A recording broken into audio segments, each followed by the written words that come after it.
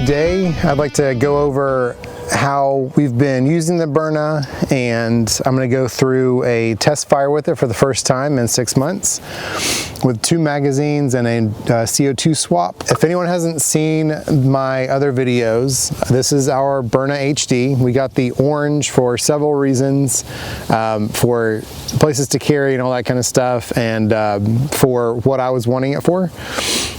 What we have been carrying it in primarily are purses and the back pouch of camelbacks, and that's where it's lived. We haven't had to fire it, I guess, thankfully, for anything. It's just been sitting in basically the same configuration from my last video 6 months ago. It has gone through a Texas summer in the car. It's been, tossed around on the ground in bags, just, like you would with camelbacks and stuff. That's been it. The only thing I've really done, I've taken out the magazine a few times to just confirm that there's stuff in it. And it hasn't left the safe position. What we have in here, I'm going to pull out all the rounds because one is cracked.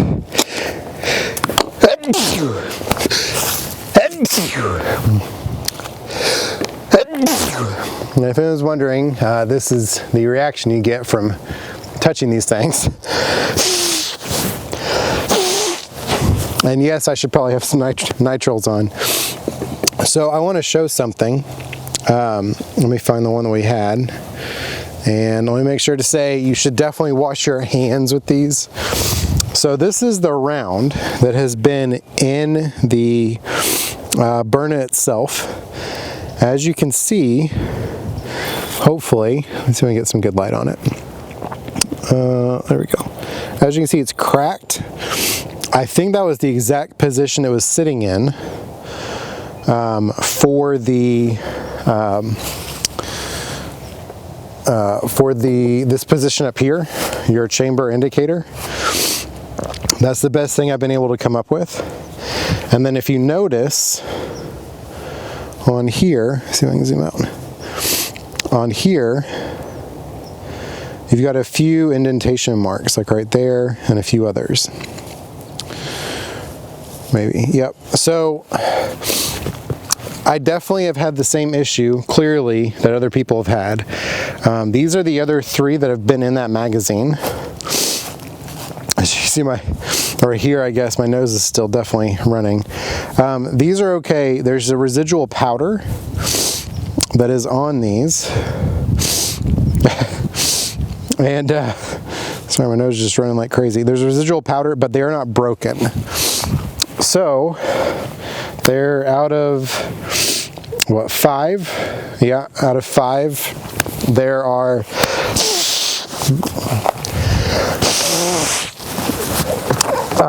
1 is cracked, and that's the one that was at the chamber indicator, which is the same thing as what the other people said on on the internet. And what we've done, as that one has stayed in there, this has kind of been our kind of grab and go kit. I do have a spare set of Maxes, but I'm going to keep those just untouched. And in our other magazine, I've just kept the kinetic rounds. So what I'm going to do is, this is also the same CO2 cartridge that has been in here for 6 months. What I'm going to do is I'm going to shoot these 5 kinetic rounds. I'm going to load 5 other kinetic rounds, so I have the box of kinetics. And again, you just press and hold. And make sure to touch your face with the powder. So you load these.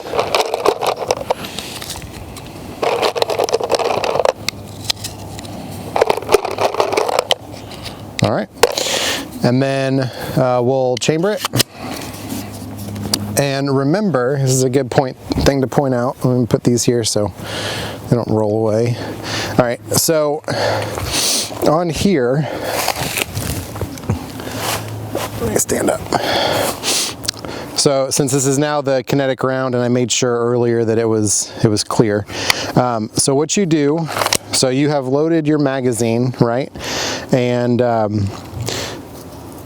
when you do, let me reverse this, sorry. So here's how you load it, maybe, yep. So you put it in. So as you can see, this is the chamber indicator. This is flat. I'm gonna slide in the magazine.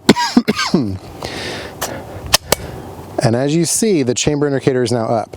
Now when, just as a reminder, I eject the magazine, this is still up, which means there is still something in the chamber.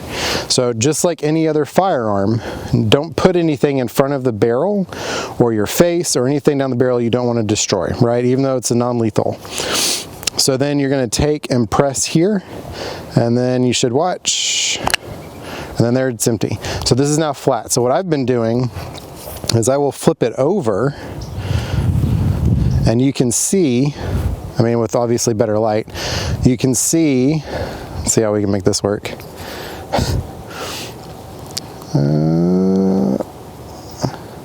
There we go. All right, so right in there, you'll be able to see. So let me do it again, just so you can see it.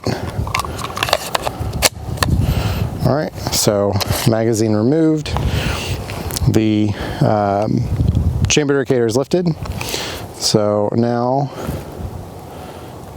you can look and you see a round in there, right? So that's your safety check. So again, we've emptied it.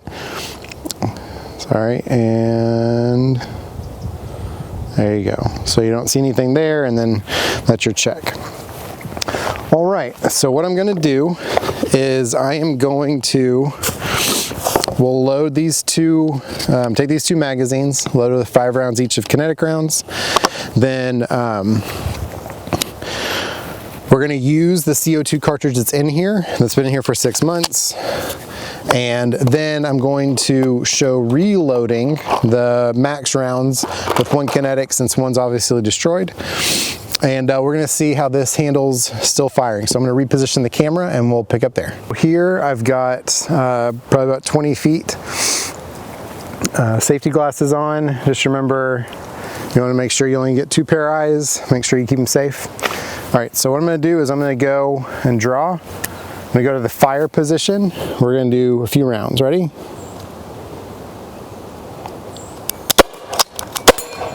Whoop, and that is why. Yep. Yep. All right, so that magazine is empty.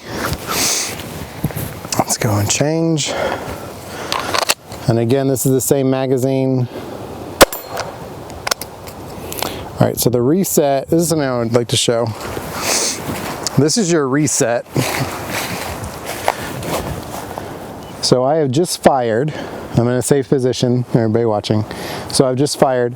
This is the travel. Still not reset.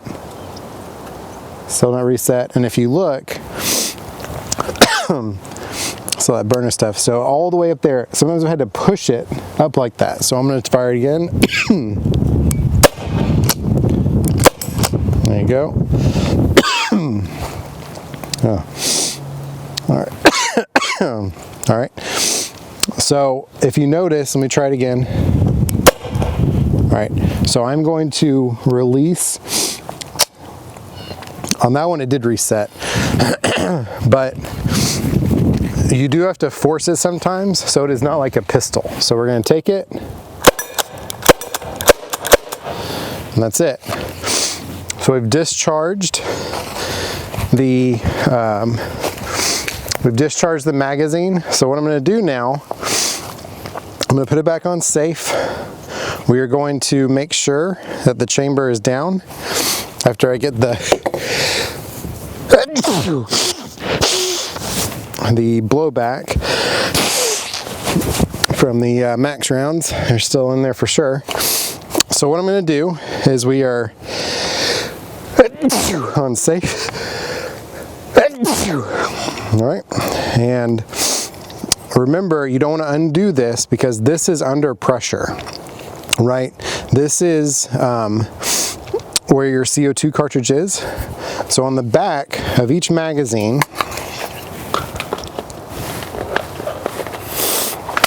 all right, so back of each magazine, you have a little Allen screw. Let's see if I can, is that going to show up? No, I doubt it's going to show up. So, a little better. Okay. Well, you get the point. So there's an Allen screw there.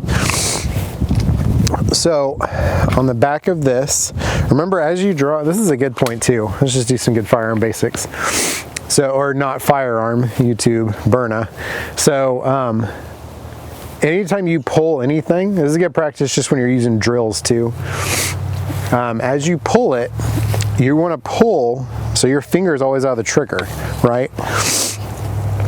So you're going to take and make sure that, again, you're on safe when you reholster if your gun does have a safety, and then your finger stays out of the trigger well, because right now, if there's nothing in it, you still have air coming out, right? Okay. And so you want to make sure, because that is pressurized, that you stay very safe with it. So let's do that again. So I'm going to have it holstered. I am going to draw finger clear of the well the entire time, okay? So just, if you don't know about firearms and you're getting this because you don't like firearms, that is a very important thing, because all it would take is if, I guess I have to intentionally try and do it because I'm so used to not doing it. So if you pull and your finger is on this section and you have a little shorter fingers and all of a sudden you do something, again, this is in a safe direction. Oh, sorry, and your safety's off. That can still send up the pressurized air, and if there was something still in there that you forgot, that would come out. So remember, so all hands free, finger is up here, right? Not down here, pull, and then you're going to make sure it's up here with it safe. All right, so I think I beat that one to death. So, okay. So again, safety glasses are still on, and you're going to take the Allen, you're going to slowly turn it,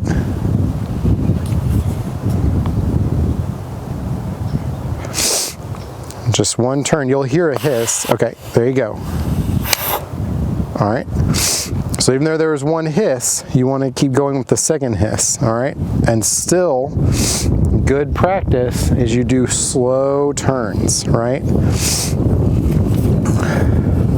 And that Byrna Max stuff really gets in your nostrils. Okay, so then you're going to unthread it. Here's your piece. Your CO2 will slide out. It's not threaded in. Okay, and let me get another one. These are the Byrna 8 grams. They're from Byrna. Other people have tried them, different ones on the internet. I just prefer, at this point, Byrna makes them and they're super cheap, so I'd rather just go what they make. Plus in the box, they make a oil kit. So we're gonna put it in tip first, obviously. I guess it's common sense. So then we're going to take, and as you can see, there's two different sides. So you have your Allen side and your curved side right there. The curved side's going to go on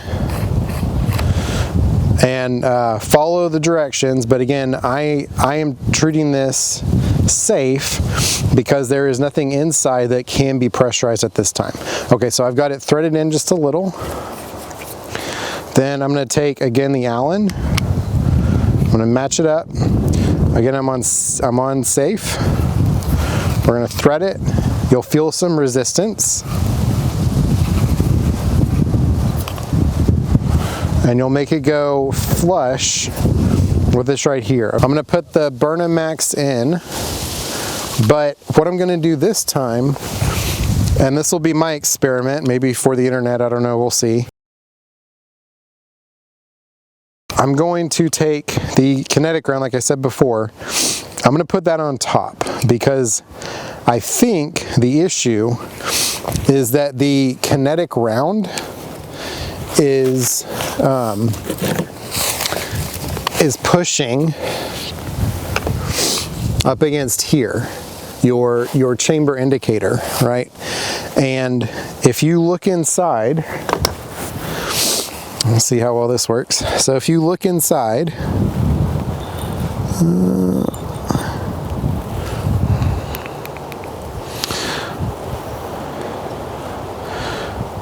I promise it's worth seeing. Hang on, stand by. All right. So, okay. If you can see, there is a little piece that is, I don't know, like a little, it's the piece that pushes up to make this chamber here go up. And on that little piece is like a few millimeters wide. And I think, because based on what this looks like, for everyone watching, right there is a small indentation, and it looks like to me that it's pressed here, which has caused this to crack, which is again has made the crack in the ball. And even from that little tapping, my nose is already starting to run again. So I think that's what the issue is. So I guess, Byrna, if you're watching, I'm going to try the kinetic round again for a few months. See if it punctures it. I think that's going to solve the problem. So everyone that's had that same issue, I mean, obviously everyone that's been doing this with a max round has had the same concern. So I think that's going to be the safe thing. So so when it's in here and your chamber indicator's on there, you're going to have one kinetic round out first, and then you'll have your 4 max rounds. I don't know if that's going to work, but I have a theory from looking at it that hopefully that'll solve the problem that everyone's been having. So again, thank you for watching. This was the Byrna after 6 months, and I've had the same issue everyone else has had that I've seen on Facebook, on the Byrna forum. I think the trick again is a kinetic round first, and that's resting on your chamber indicator, and then you should be good to go. And again, that's how you change, follow the manufacturer's guidelines, but that's how you change the CO2. Remember, always when you're holstering, well, I guess holstering or unholstering, your finger is up here, okay? Because if you have smaller fingers, see, and you accidentally brush right here, and you're going in a hurry, right? You have a lot of adrenaline pumping because you're trying to pull it out of a holster. You could, because there are lots of negligent discharges from other things similar, and your finger can go in, push, and then again, it'll probably just be a bruise, but it's going to hurt a lot. It's not going to be a bullet going in your leg or your foot or whatever, but you have to be really careful.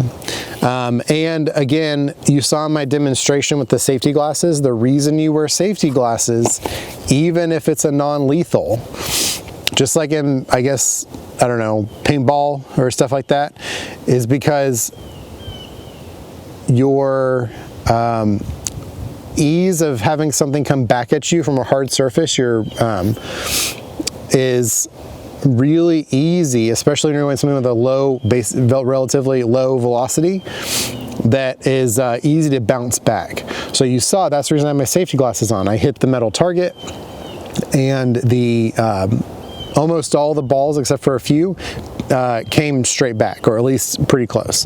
And remember, you only have 2 eyes and 2 ears. So when you're shooting, wear ear protection and eye protection. And then when you're using anything else that could possibly send a projectile back, use eye protection. Thank you for watching, and I will also have this video on full30.com.